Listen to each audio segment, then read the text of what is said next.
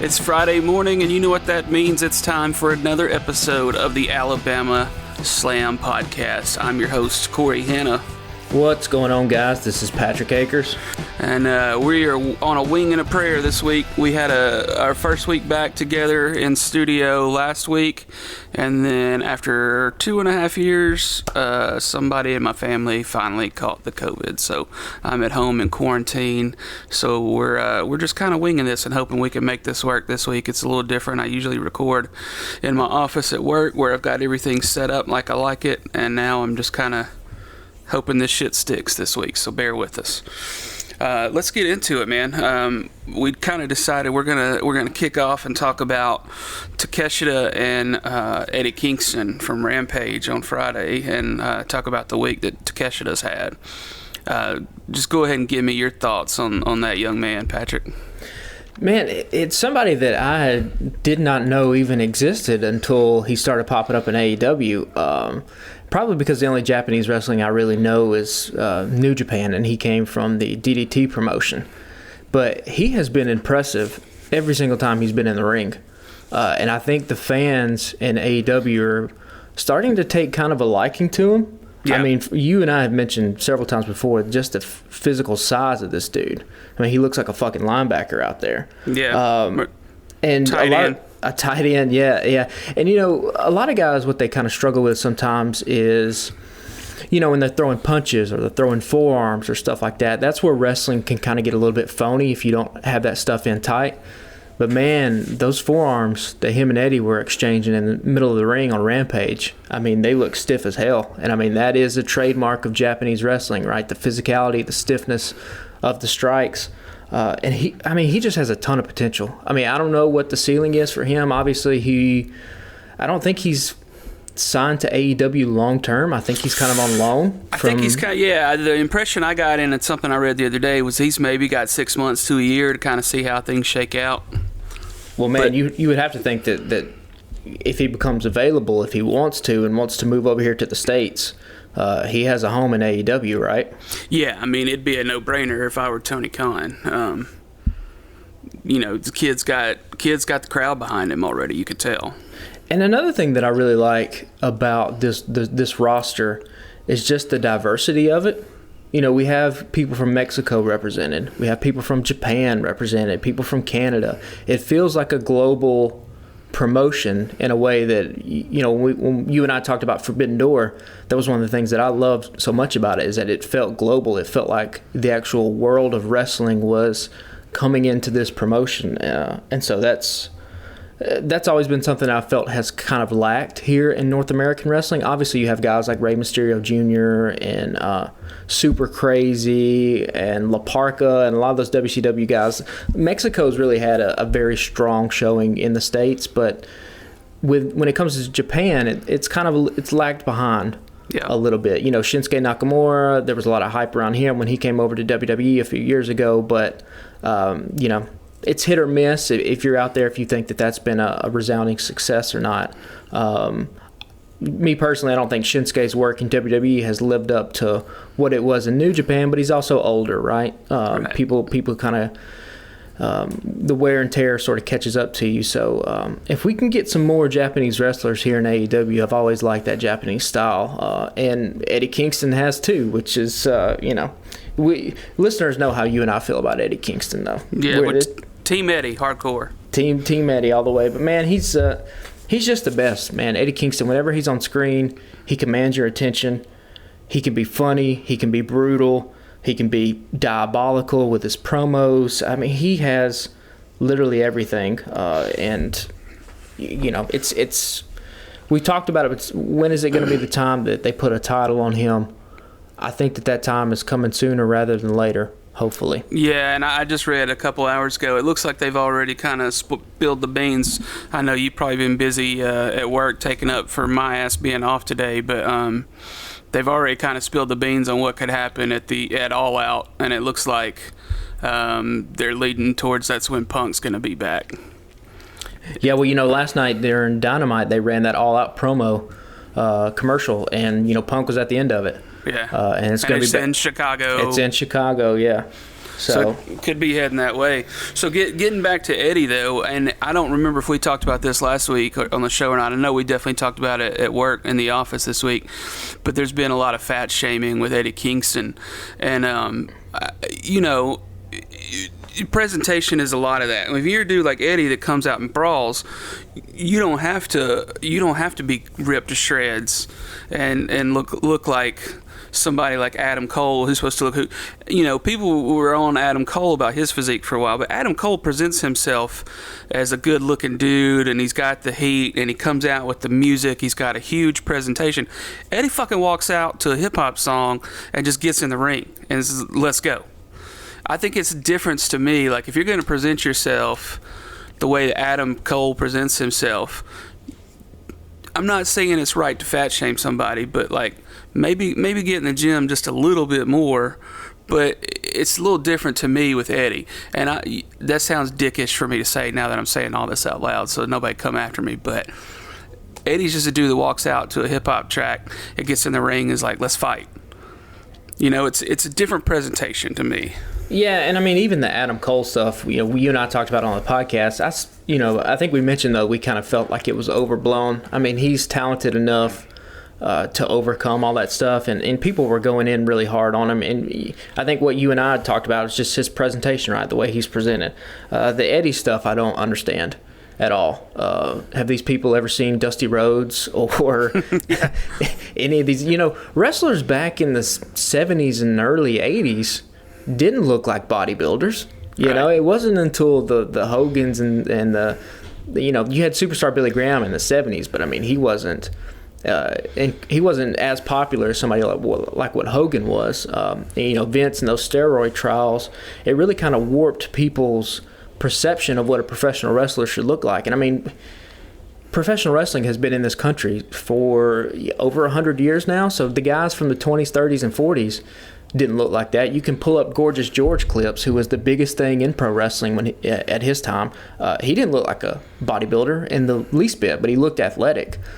He looked like he could fight, and that's what Eddie's Kingston is too. He looks like he can whoop your ass. Yeah, he might look like a mechanic or a fry cook, but if you say something cross to him, he's gonna hit you with that KFC two-piece. You know what I'm saying? So like, and it's disrespectful, I think, to continuously like talk about his physique when his in-ring work and his physique isn't even his biggest attribute, right? It's his promo skills. Right. And on Rampage, he's literally standing in front of a white wall and he gets 90 seconds.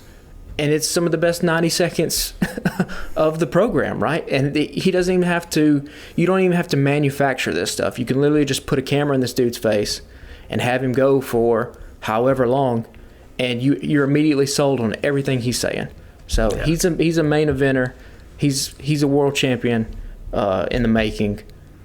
He's great, and he's also going to be a guy, I think, in 10, 15 years from now, when whoever is the big thing in wrestling is in an interview and he or she is asked, like, who was somebody that you kind of looked up to that you took some inspiration from, it's going to be Eddie Kingston.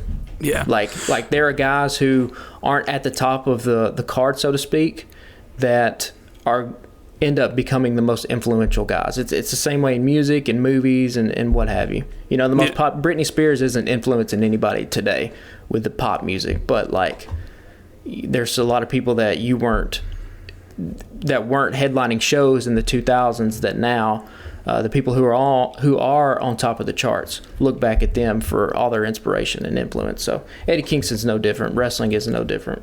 Yeah. So Eddie and Takeshita put on a banger Friday night, and then Takeshita kept that momentum going into this week where he got to face off against the world champ Jon Moxley, and didn't disappoint at all. No, I mean, Moxley is on a hell of a run. Takeshita's on a hell of a run. And you have to imagine Moxley's probably the one that wanted this match, right? Yeah. He, probably walk up to Tony and be like, hey, I need to be on Fyter Fest. I need to do something like, give me 15 minutes with Takeshita. It's great. The only thing, I don't know, did you catch Takeshita doing the gig, going for the razor blade? No. So I totally missed it. That's one thing he's got to work on. So it's little slight things like this. He's probably not had a lot of experience with it. he gets kicked in the face. And starts dropping to the floor, and the camera's not even away from him until he immediately goes reaching into his wristband and pulling it out, and then the camera cuts away. They go to commercial.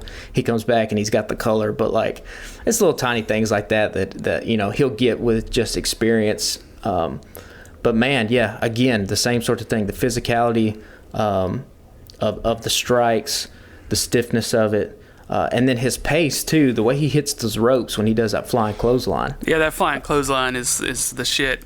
Yeah, and, standing toe-to-toe with the world champ, that's a hell of a position to be put in, and an honor to be put in that position considering, he hasn't been with the company for that long.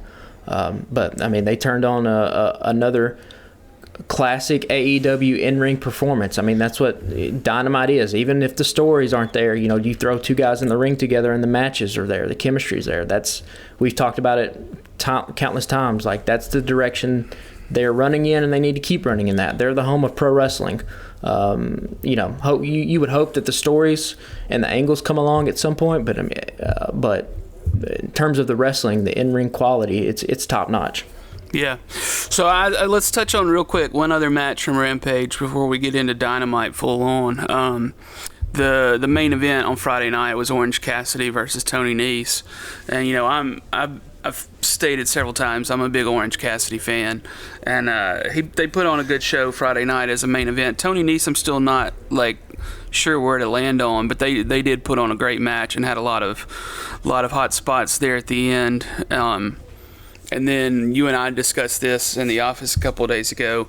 JR is always kind of, I don't want to say shit on people like Cassidy, but you could tell they don't necessarily click with him, and he doesn't really understand what's happening there. But JR was all up on Cassidy on the mic the other night and was loving it. You got to wonder if somebody's gotten in his ear about that, or do you think he just finally clicked? I think it's JR going to these arenas in front of thousands and thousands of fans and hearing people chant Orange Cassidy's name and chant Freshly Squeezed. Like, at the end of the day, that's what wrestling's about, right? It's about making people feel something. It's about putting thousands of people into a building and letting them have a good time and putting smiles on their faces. And I think eventually that wins you over, right? Even if you disagree with what his character is or all of that stuff. I mean, you can't argue with the results in the least bit. Yeah, match-wise, though,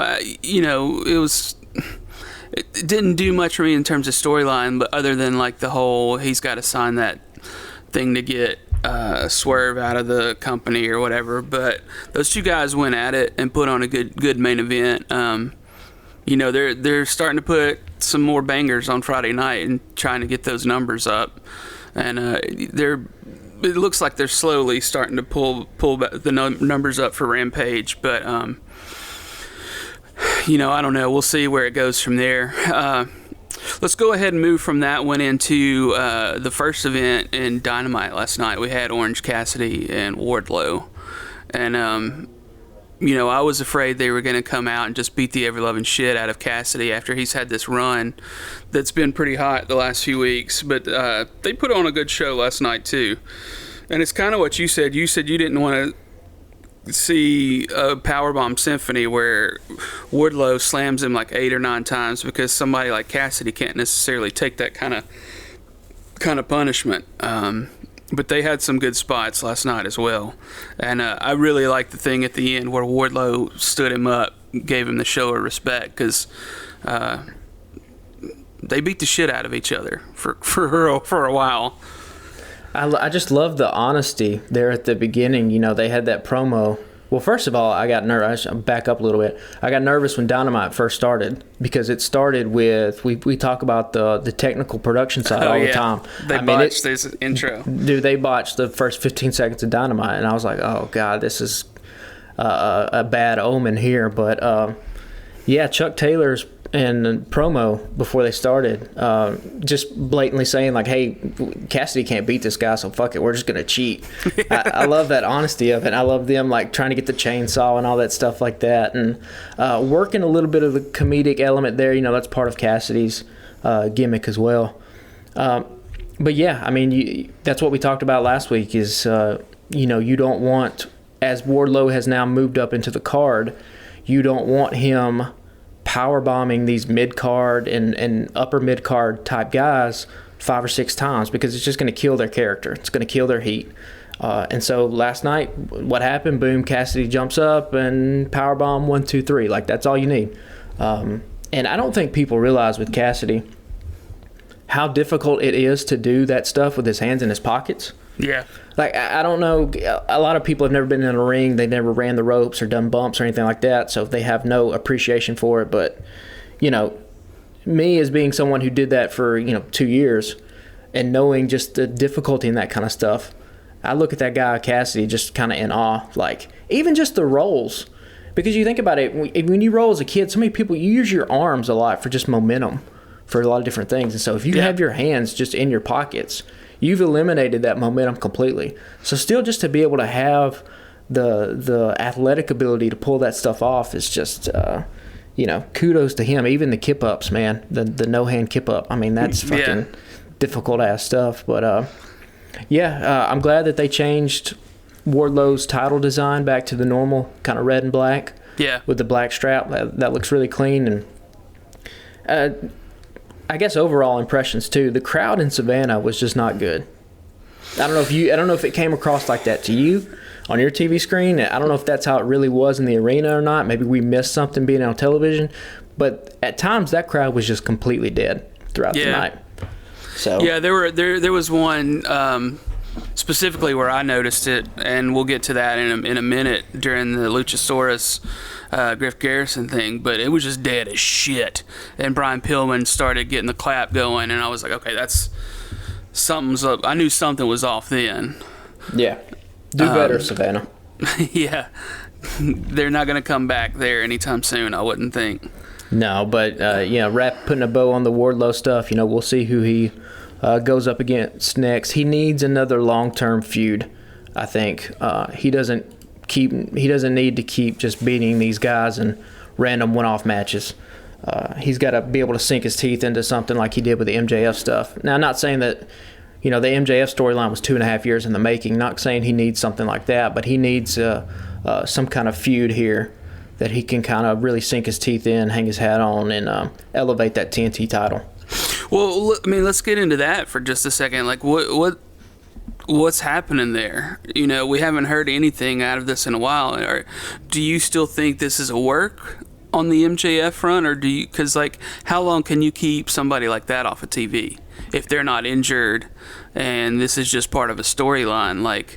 Or do you think there's some real heat there, with the executives and they're keeping him off TV until it's what's happening? What do you think? I don't think there's any heat at all with any kind of Warner Media executives in MJF. I don't think they care in that kind of sense. They care that 1 million people every week watch the product, but other than that, why would they give a shit? They've got other stuff to worry their time about. Him and Tony could have maybe had some heat in the beginning, but I mean, it's clearly still a work.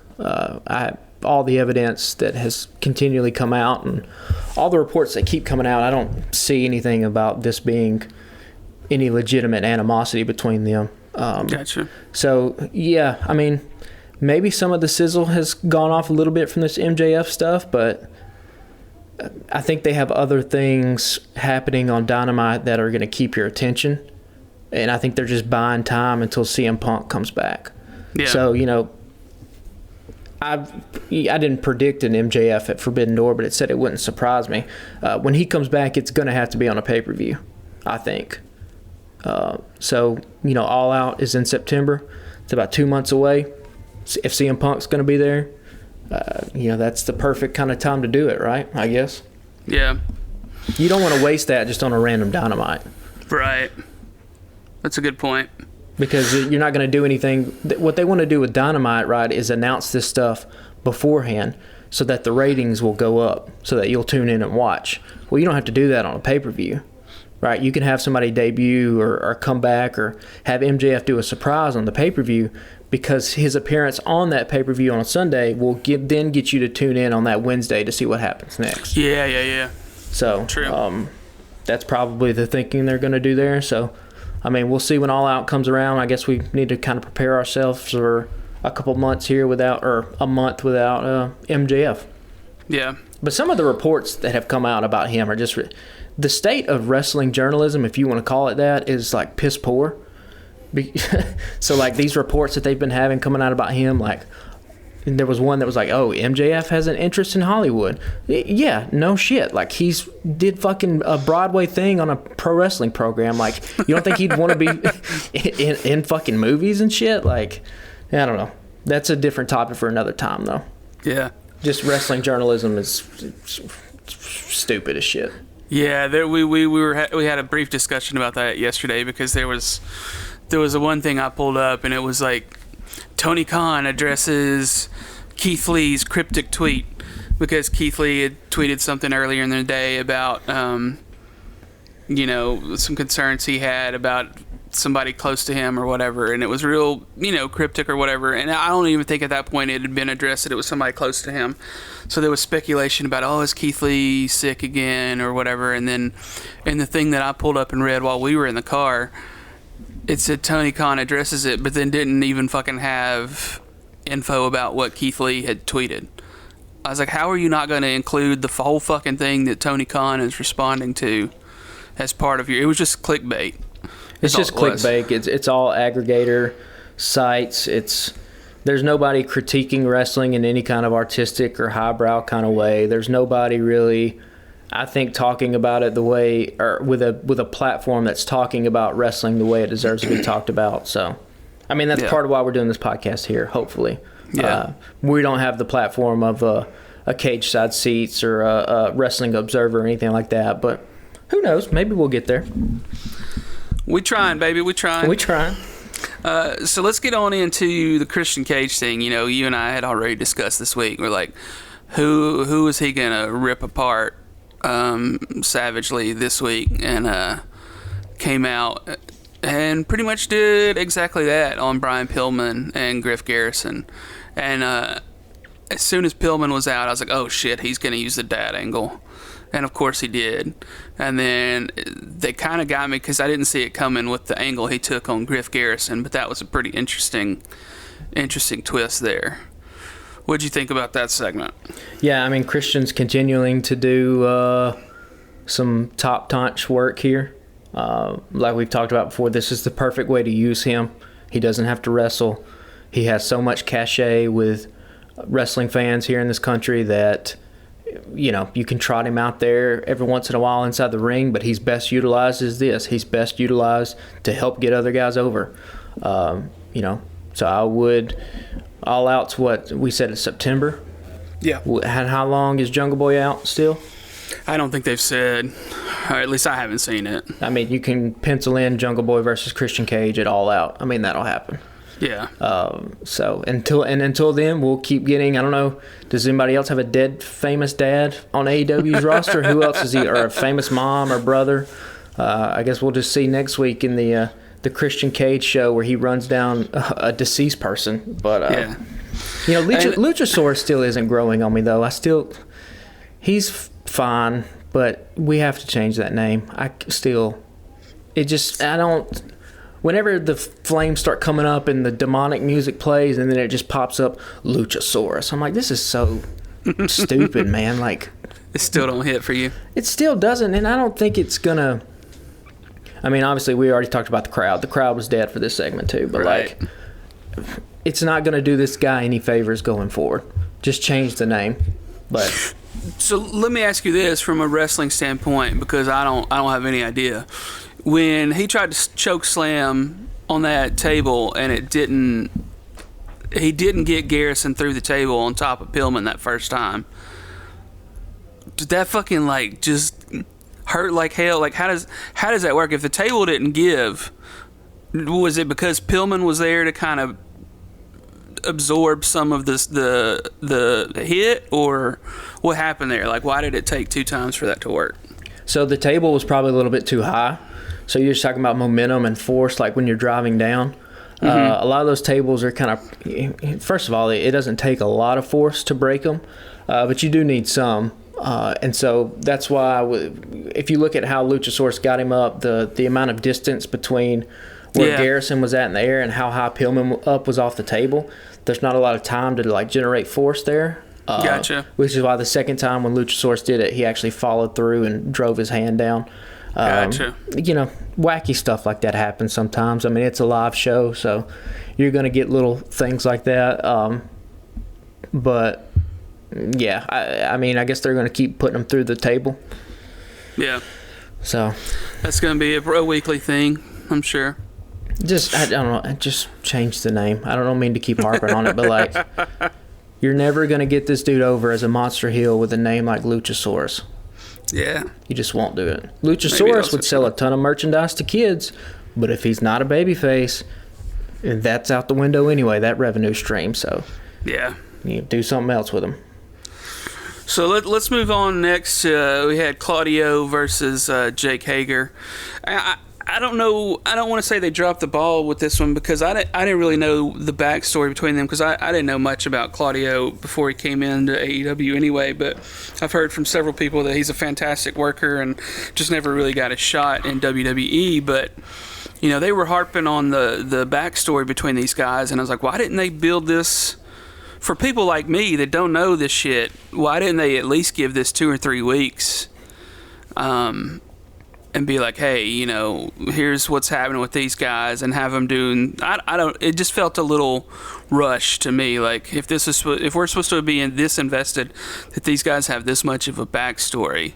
I mean, it was still a good match, but, like, I feel like they could have told a little bit more of a story there. I feel like it was a little rushed. I mean, am I wrong in that? No, I mean, it's rushed, but I mean, here's the flip side of that is, do you really want to give Jake Hager that much real estate on your TV show when you have so many other people? The time has come and gone for Jake, and so he needs to be utilized in this kind of way, right? He needs to come in every once in a while and lose to somebody that it makes sense that he can lose to, and Claudio matches him physically. So yeah, you come in, you use that history, you get Claudio on Dynamite, and you let him go out and have a good match, man. I mean, Claudio is, you mentioned underutilized. I think that's a consensus point from fans with his time in WWE.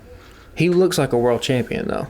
Yeah. And in this promotion, and the way that AEW has built, and the way that fans have come to identify, what AEW's brand is, he fits the mold of a world champion.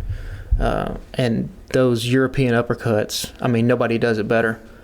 And when he gets a head of steam going and hits those European uppercuts when the dude's on the barricade, I just love that stuff. We haven't seen a crazy Claudio hot tag yet, the way that we saw him as Cesaro do hot tags in WWE, where he just comes in like a house of fire and has the little moves and does the cannonball senton and all that stuff. So I'm waiting on that for AEW because that'll pop the crowd pretty hard. But I mean, Claudio, he's got it all. So again, we have so many guys that are in this kind of vein, right? We got Hangman Page, we got Adam Cole, we got Kingston, all these different dudes who have never held a title before in AEW, just kind of hanging around. And so they have put together quite the upper mid-card main event level roster in a way that would have looked completely crazy 3 years ago. Yeah. So. Yeah, there was obviously not this much talent floating around that first year at AEW. You had the bigger ones, like that's why you had Cody Rhodes over so much back then. But it's nice that they've made all these additions and have been able to strengthen the roster, because like, who the hell are you going to put the belt on? Like, you could put it on any number of guys at this point. And Kenny Omega is still out there. Yeah. I mean, he said if he has any more setbacks in his injury recovery, that it may just be time for him to bow out. I don't know how much I believe that, but he's been out for a hot minute and he's still not back. And we'll see, but I think he'll be back in some capacity. He may come back if he is injured to the point where he can't come back. He'll come back as a manager or EVP, have an EVP role in some way, I would assume. Maybe with the women's division, like we've talked. Yeah, he would have some kind of producer role. I mean, he's such a valuable guy just to have hanging around that locker room to let people pick his brain. Yeah. He's never gotten the big mainstream attention he's deserved because he never went to Vince, right? Right. He never went up north. He was over in Japan and doing that kind of stuff. But again, you talk about influences and people who adopt stuff from your style. I mean, Kenny Omega, he's up there. Yeah. So. Well, speaking of the women's division, the next match was Anna Jay versus Serena Deeb, which really didn't do much for me except for it looks like they're probably setting up, as we've mentioned before, some sort of women's tag team with, they put Thunderstorm together and made that a thing the last couple of weeks, and it looks like they're going to try to get Anna Jay and Ty Conti back together. And then, of course, in the Thunderstorm promo, you had Britt Baker and Jamie Hayter that came out, another duo. So it's conspicuous timing, to say the least, right? With Sasha Banks and Naomi being released from WWE, who were the women's tag team champions. And now, all of a sudden, out of the blue, on Dynamite, we have women now pairing up consistently. Are they going to pull a little Outsiders-esque thing with Sasha Banks and Naomi, where you have, the people from the other company coming in to do a takeover of AEW? Obviously, you can't do it in exactly the same way the Outsiders did it, because part of the appeal of Kevin Nash and Scott Hall is that you thought, oh, these two are actually working for Vince McMahon in the WWE. You could never get that over with now with just how exposed the business is to the general public, but I mean, it is odd. We haven't really seen women's tag teams in AEW that much. I mean, there have been the random matches that have been thrown together. Yeah. But, there is no other reason to have an Anna Jay, Ty Conti 45-second segment unless you were going to put them together for some kind of reason. So, I mean, and then you've got Chris Statlander and Ember Moon kind of pairing together also. Athena, and you have Jade Cargill and her baddies. So, and then there are women's tag teams from Japan that you could bring over too. Yeah. It's we will see what happens. I don't know. Thunder Rosa and her women's title just kind of seems not important though. Yeah. To have it be tied up in a tag team like that. So. Yeah, that is a little weird. They got to figure that out. Yeah, but I mean, we've talked about it before. I mean, who do you pair up with? I mean, she recently lost on one of the few times I've watched AEW Dark. She lost to a women's wrestler. Now I'm completely blanking on the name, but it was a really good match this past week on Dynamite. And that was an eliminator type match where I guess at some point, she mentioned that in the promo, she's going to come over here at some point to the States and challenge Thunder Rosa. But yeah, it seems like they have just kind of decided that we're going to put the women's title on the back burner for a little bit. Yeah. Which is foolish because you would never do that with the main title, right? You never do that with the dudes. Yeah. I'll bring this up too. Shout out Eddie Forsyth. He texted me the other night. He said he doesn't necessarily like that they keep putting Moxley on TV defending the title that way. And I was like, maybe it's just a way to kind of keep the title relevant. Obviously, they're not going to let anybody lose, anybody win over Moxley on TV. Because Eddie mentioned this as well. He said he had never seen an interim title like this before ever. So it's interesting that they're kind of doing that. But in a way, I mean, it kind of helps build up Takeshita like it did this week. Maybe that's how they're going to use it. I think putting him on TV every week is definitely not the way to go. They need to, because something could he could end up getting hurt or whatever before Punk gets back, and then they'd have that whole thing fucked up. Yeah, but I don't know if you necessarily, book your program with, that kind of fear in your mind. I think, not that he has to be wrestling every single week, but I think he should be featured on Dynamite every single week. Like, if you take the idea that everything revolves around the main championship. So, like, everything in the men's division should revolve around the world title. Everything in the women's division should revolve around the women's world title, or else there's no point of having those titles. Yeah. And what's different about Moxley, and part of the reason why he is on TV every single week, and a lot of times he is wrestling, is because he's a babyface champion. And so that's kind of what you have to do with babyface champions. That was one of the critiques I had against Hangman's reign. It's just like he hardly ever wrestled, kind of. It's funny you say babyface because I think about that a lot with him, and I'm like, is he a babyface or heel? I think of him more as like a chaotic neutral sort of deal. Like you wouldn't say, I don't know if he's a clear face. That's a interesting. I mean, he is in the sense that they're not cheating to win. Yeah, which is, I guess, is what is how you would classify modern day heels, and he's not a chicken shit in any kind of way. Not that every single heel has to be a chicken shit, but like they do have to kind of skirt around the rules a little bit. And so what makes Moxley a heel, or what makes Moxley a babyface, is that he loves that competition. I mean, that's what Blackpool Combat Club is all about, right? So they thrive for that violence inside the ring. And so because of that, because they're never taking the easy way out, that's, in my eyes, what makes him a babyface. He's also presented in that kind of way. Yeah. So, if he was a heel, if the title was on MJF, that'd be another story completely. Yeah, you got to kind of keep them off, because why would MJF want to defend his title against a guy like Takeshita? He's not done anything to deserve a title shot, so why would I get in the ring with him? Like, that's kind of the differences in the ways you have to book baby faces and heels. It's what makes babyface title runs so difficult to pull off well, because in so many times for a babyface, it's the chase to get the title, and it's not holding the title. Yeah. It's why Ric Flair spent the majority of his time as a heel, and he has 17 title reigns, right? Because you can just give it to him, and he doesn't have to wrestle, and he can do promos and all. Triple H has his 15 title reigns, whatever. Like, he was also a heel. John Cena's kind of an outlier like that, but like we talked about last week, there really wasn't anybody on John Cena's level during his prime run, so that's why he has so many title reigns. But yeah, it's just differences in the way that you want to book these titles and who's holding them. Yeah. So the main event from last night was a 3-way title match: Young Bucks, Swerve in Our Glory, and Powerhouse Hobbs and Ricky Starks. I'll beat your ass.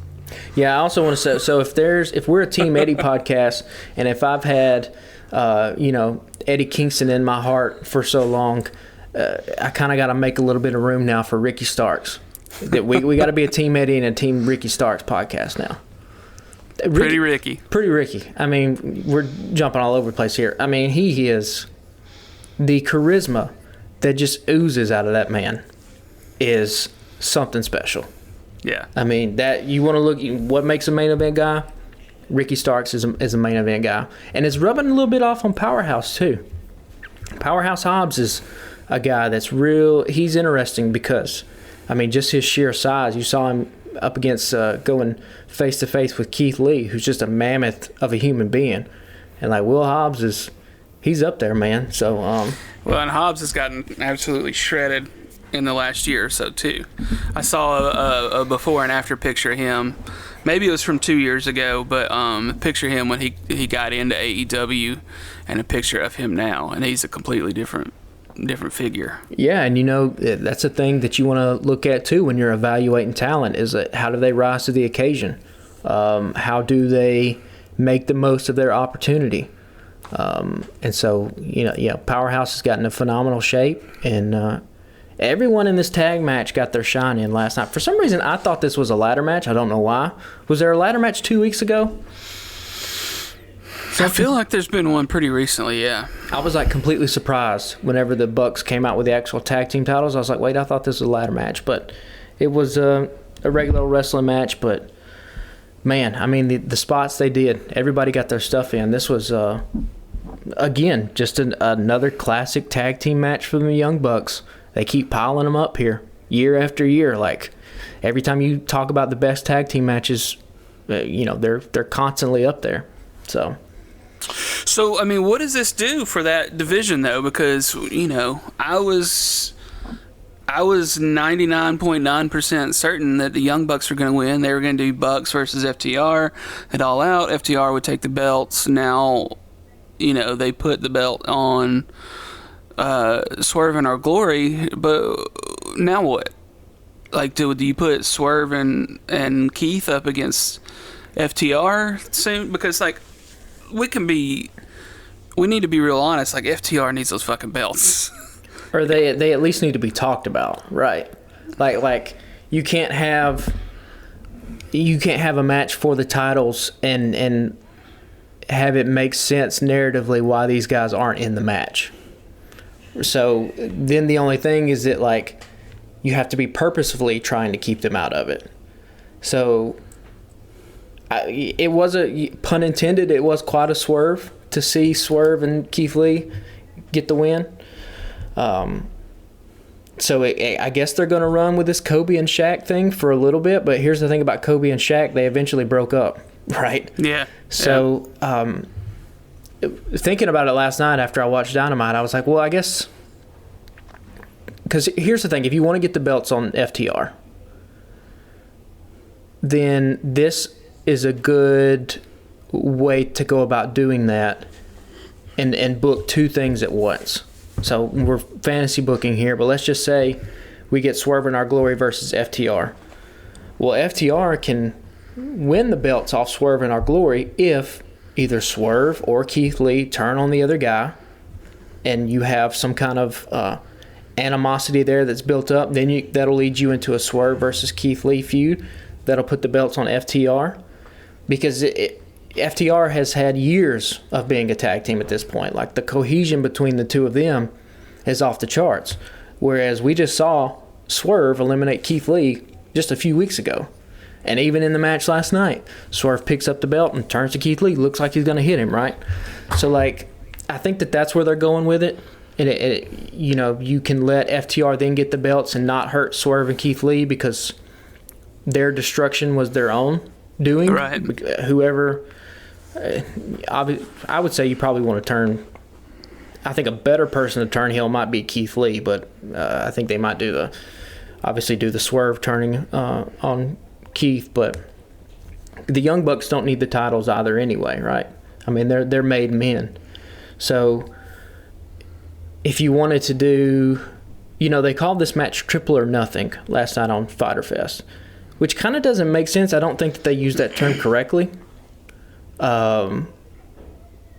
Just betting wise, like, you would have to have something. I don't know. We're getting into the weeds there. Anyway, the point of that, them calling it Triple or Nothing, was that then at All Out, if you wanted to do an FTR who's holding the belts versus the Young Bucks, you could then call that match All or Nothing, right? For all the gold that you have. Right. So I would imagine Swerve and Keith, maybe they don't hold on to these titles too long. Maybe middle of August we get some kind of implosion that'll set up something for September. But you might be right. It surprised a lot of people on the internet. I mean, everybody thought what you and I were going to do. They would just, Young Bucks would win, and we'd eventually get this FTR thing, and we get this little twist in the narrative here. So it was shocking to me. They also almost fucked up and not had them holding the belts at the end because they almost ran out of time yet again. Yeah, and they didn't get much of a celebration at all. It was like, here's the belts, see you Friday. And they waited and waited and waited and waited. Like, there was probably about 7 or 8 seconds of dead air before they raised the titles up, and then they immediately went off air. So, like, we just got to tighten that stuff up. Yeah, so apparently when they did go off air, Keith Lee cut a promo and revealed that it was like one of his best buddies has got stage 4 cancer, and that's what his cryptic tweet was about yesterday, which is just terrible. You don't want to hear about anybody going through that, but so that was on his mind. So I'm sure that was a nice pick me up for him last night, and good to see. I'm sure his buddy was proud to see his homie, holding up the belt. So, I don't know. It surprised the hell out of me that it happened. I'm not going to lie. I had an oh shit moment. And you don't see a lot of oh shit moments on a Wednesday night show. I mean, like that. I don't feel like... I mean, you get some oh shit moments in the form of, like, blood and guts and stuff like that. Right. That just seemed like a bigger than usual match. And I don't know who the producer for this match was. I don't know if it was Pat Buck behind the scenes. Obviously, you know, Matt and Nick Jackson probably had a lot of input just because of the experience that they've had in these multi-team matches. But some of those spots that they got into, hats off to whoever came up with those things. Yeah. Because the trying to do the Meltzer driver and getting caught by Keith Lee and the stomps and the Ricky and Nick getting up on the rope together and doing their little walk in the rope thing. I mean, it's all just excellent, right? Oh, and then the Bucks were doing their little pose and Ricky was in the middle, like grabbing his face like he does. And then the powerhouse spot where he just he kept spine bustering everybody on Keith Lee. Like it's things like that. That's where you're in these kind of multi-man matches. That's where your creativity can really kind of flow, and I think that is a strength of the Young Bucks. Obviously, we don't know for sure if they were the ones that came up with these spots, but again, just based off their experience that they've had doing this kind of stuff, New Japan, PWG, I would venture to guess it's them. That's the kind of stuff that people 5-10 years from now are going to steal. Well, you know, when they do their 3-team matches, they're going to look back at matches like this and be like, "Oh, why don't we do this spot, but take it and do this thing with it and remix it?" Like that's how the business kind of evolves artistically inside the ring. And the Young Bucks, you know, we keep harping on their praises just for how massively successful and influential they've been. All these years without having any kind of major promotion behind them. I mean, because there were guys in WWE 5 years ago that were stealing Young Bucks shit. That were watching their matches from New Japan and lifting stuff from them. So it just hats off. I love this stuff. Yeah, one of them got a neck stinger last night too. Apparently, I've already forgotten which one. It was Matt or Nick. Got a neck stinger, they said, near the end of the match there. So we'll have to keep a close look at that for the next few weeks and see how that affects how much, if at all, they'll be in the ring. And, you know, this was probably supposed to be the Hardy Boys titles. You know, like we talked about when the Young Bucks won it. I don't think that they were pegged to win it. I think that stuff with Jeff went down and they pivoted. I think that's the ladder match we were talking about. That's the ladder match, you're right, yeah. And so, yeah, they pivoted to the Bucks, and the Bucks now have the longest AEW tag team title reign and the shortest AEW tag team title reign. So, again, they don't need the titles, though. They can get their heat back because they're the Young Bucks. They have cachet and a name. Yeah. So, yeah, they're going to be fine. They'll be fine, yeah. So let's go ahead and talk about what's done up real good for you for this week, man. So speaking of, I think it was Matthew McConaughey's audiobook is what I talked about last week. Yeah. I've had another Audible credit come through, and I downloaded John Moxley's book, which is just called Mox. And I'm about an hour into it, and it's basically just him giving a promo. He is... oh, shit. It's... these guys like Mox and like Eddie Kingston, Eddie wrote that Players Tribune article some time ago that went viral on the internet. These guys are just natural storytellers, and it doesn't really matter which medium you put them in, be it pro wrestling, be it, a novel, any kind of thing like that. There's just a natural level of being able to engage you in a story that just pulls you in. And so everything about this Moxley book so far is fantastic. And so if you're someone out there that likes audiobooks, definitely give this one a try. I would say you probably want to do the audiobook rather than just the actual book, because I think it helps that he's narrating it, for sure. That's a thing that I think more and more is probably going to happen. Now that you've said that, the three dudes that do the Well Read podcast have said their book is called The Liberal Redneck Manifesto, Dragging Dixie Out of the Dark. Trey Crowder, Drew Morgan, Corey Ryan Forrester. They've said many times on their podcast, like, that it's a best-selling book, but they're like, if you haven't read it before, they say get the audio version.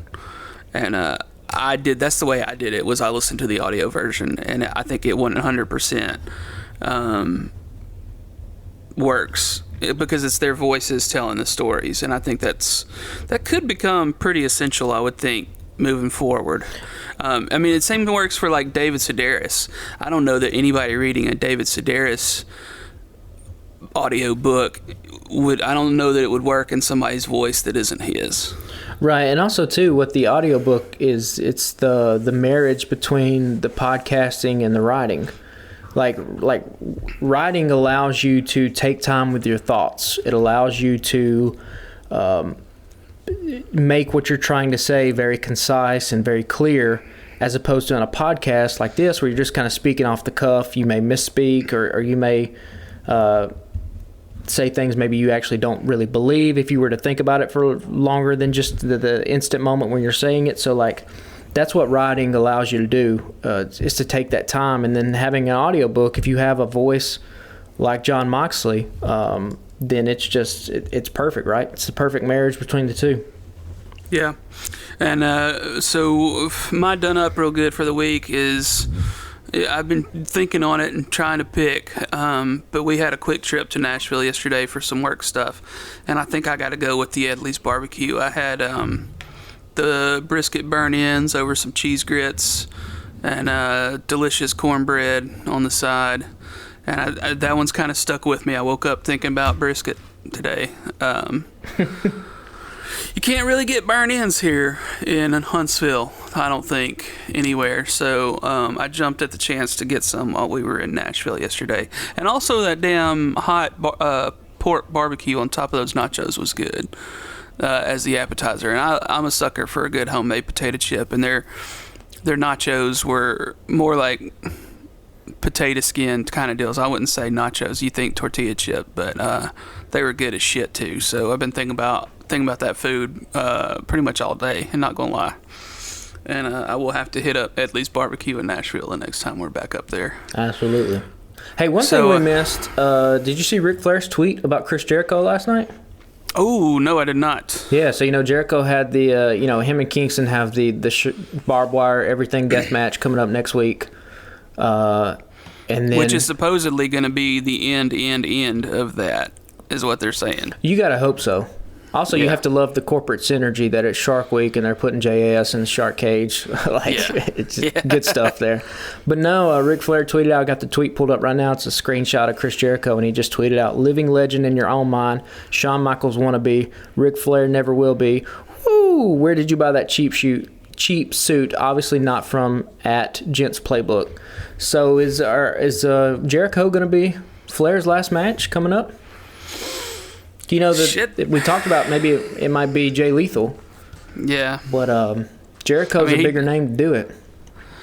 Yeah, do you think they're swerving at the last minute on that? We're only 2 weeks out from the last Flair match. Yep, July 31st. I don't know, man. That'd be it'd be different. It's definitely interesting that Jericho came out in a different get-up last night. So yeah, it was definitely a different look, and nobody came out with him. I think I mentioned yesterday. I don't think they did Sports Entertainer of the Week on Rampage on Friday. I don't know if that probably doesn't mean shit for anything. It was just after the show went off, I was like, I don't think they did Sports Entertainer of the Week. I could have missed it. Yeah, but I don't know if they just decided to give up on that or what. Who knows? I just wanted to, right before we got out of here, I saw that come across, and I was like, that's interesting. So, well, that's I'm sure there'll be a lot more back and forth there, because if it's not a thing that they're planning to do, Jericho's not going to keep his mouth shut about it. If it's like for real, right? Yeah, just Flair popping off to be popping off, then Jericho's not going to take it lying down. Flair could have also been drunk at 8 o'clock last night and, had a couple tequilas or vodkas, whatever he likes, and just decided to tweet off some crazy shit. So that is entirely possible as well. Right. Yeah. So yeah, man, I think that's it. It'd be awesome if you guys would give us a follow at Alabama Slam Pod on Instagram and Twitter, and you can follow the Alabama Take on Facebook. That's where we're part of a network of folks, a collaborative, if you will, a bunch of folks writing and doing podcasts. Blaine Duncan is the the editor-in-chief over there, has his own podcast in the Alabama Take Network called Taking It Down with a couple folks, good folks, talking about mostly TV. They do some music and movies in there as well. And then the new season of Your Song Sucks starts very soon. Season 3 is coming out. And you can get on tpublic.com, and you can find Alabama Take and Alabama Slam t-shirts, coffee mugs, etc., etc., etc. And it'd be super awesome if you guys would take a half a second, if you listen on Apple Podcasts, and leave us a review over there. A 5-star review would help us get a little more visibility, and we'd be really appreciative of it. And I think that's going to do it for this week, man, unless you got anything else you want to sign off with. That's it, man. We got some more great wrestling coming up. Yeah, I'm excited. It should be fun. Should be 2 more good nights of Fyter Fest, and then got a Ring of Honor pay-per-view here in a couple weeks, and then. Oh, we should mention we're gonna talk about SummerSlam. Yeah. I think I listeners. may peek in on that too. Yeah, so we're not real heavy on WWE stuff, but yeah, we're gonna take a look at SummerSlam. See what's going over there with the World Wrestling Entertainment, other than the fact that Vince McMahon is I guess it's finally come out that he's kind of maybe allegedly a piece of shit, if you didn't kind of know that beforehand. So there's some paperwork to prove it, it sounds like. Turns out a guy who, when he can create his own stories, creates all these stories of him harassing young beautiful women. If somebody does that in story, chances are they probably do that in real life too. Yeah. We'll do a little more digging on that this week, and then maybe we'll start off the show next week with that. Neither of us have really spent too much time reading on that this week, so we didn't feel really confident going in depth on it, but it's definitely something that should probably be discussed. So anyway, man, well, I think that'll wrap it up for us for this week, and hopefully everything will be back to normal next week. We'll be recording in person, and we'll see y'all then. Thanks for listening. See you guys.